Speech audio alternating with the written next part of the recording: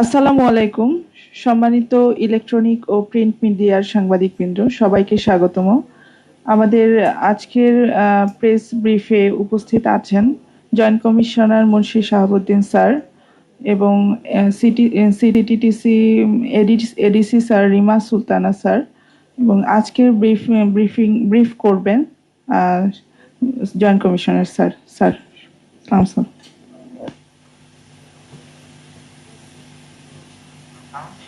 Electronic এবং print media, আমরা আজকের আমাদের ব্রিফিং এর বিষয় এসএসসি 2026 পরীক্ষার প্রশ্নপত্র ফাঁস সংক্রান্তে অনলাইন প্রতারণার সাথে জড়িত 4 প্রতারককে গ্রেপ্তার। এসএসসি 2026 পরীক্ষার প্রশ্নপত্র ফাঁস সংক্রান্তে অনলাইন প্রতারণার সাথে জড়িত 4 প্রতারককে গ্রেপ্তার করেছে ডিএমপির CTTC counter terrorism and transnational crime. গ্রেপ্তারকৃতরা হলেন মোহাম্মদ সিফাত আহমেদ সজীব, মোহাম্মদ সালমান, মোহাম্মদ মেজবাউল আলম মাহিন এবং মোহাম্মদ মহিউজ্জামান মুন্না।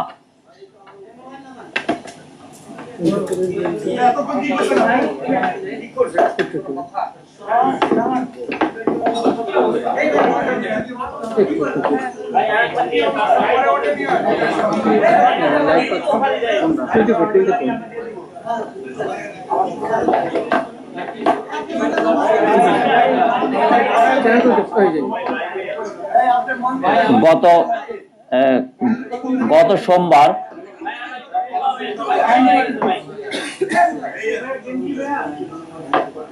আমি কি আবার শুরু করব?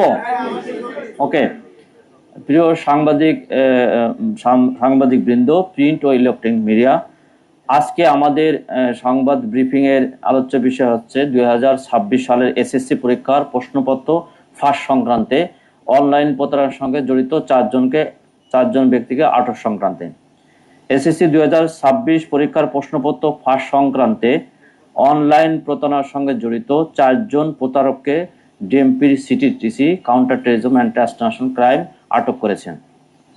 গ্রেপ্তারকৃত হলেন মোহাম্মদ সিফাত আহমেদ সজীব, মোহাম্মদ সালমান, মোহাম্মদ মেজবাউল আলম মাহিন এবং মোহাম্মদ মহিউজ্জামান মুন্না। গত সোমবার 20 এপ্রিল সিটিটিসি অনলাইন বিভাগ ইন্টেলিজেন্স অ্যানালাইসিস বিভাগ কর্তৃক সোশ্যাল মিডিয়া মনিটরিং সময় এসএসসি 2026 প্রশ্নপত্র ফাঁস গ্রুপ নামক একটি ফেসবুক পেজ থেকে গুরুত্বপূর্ণ তথ্য সংগ্রহ করা হয়।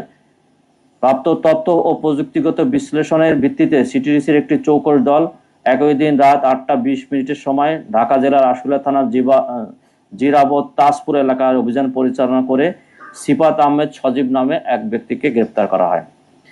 গ্রেপ্তারকৃত সজীবের স্বীকারোক্তি ও প্রাপ্ত তথ্য বিশ্লেষণের পর বৃহস্পতিবার 23 এপ্রিল বগুড়ার ধুনট থানা এলাকায় অভিযান চালিয়ে সালমান নামে এক ব্যক্তিকে গ্রেপ্তার করা হয়।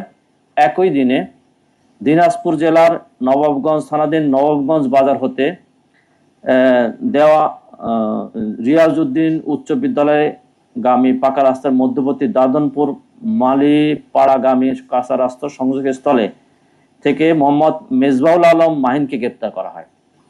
পরবর্তীতে তাদের দেওয়া তথ্য মতে 24 এপ্রিল সিরাজগঞ্জ জেলার তারাস থানাধীন নওগাঁ ইউনিয়নের শাহ শরীফ জিন্দানি রহমতুল্লাহর মাজার সংলগ্ন পারমাণিক বাড়ির আসামির শ্বশুর সালাম পারমাণিকের বসতঘর হতে মোহাম্মদ মাহিনুজ্জামান মুন্নাকে গ্রেপ্তার করা হয়।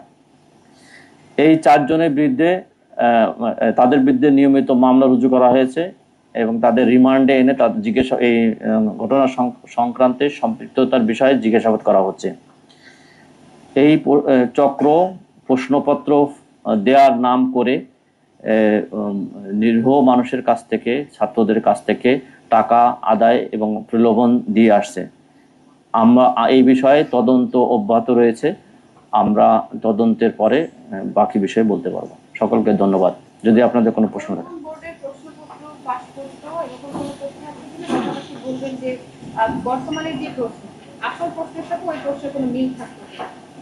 আমরা যা পেয়েছি সেইখানে আসলে বর্তমান যে প্রশ্নপত্র পরীক্ষা হচ্ছে তার সঙ্গে কোনো মিল নেই। তারা মূলত প্রতারণা করার জন্যই, আর্থিকভাবে অনৈতিক সুবিধা নেওয়ার জন্যই তারা এই কাজটা করেছে।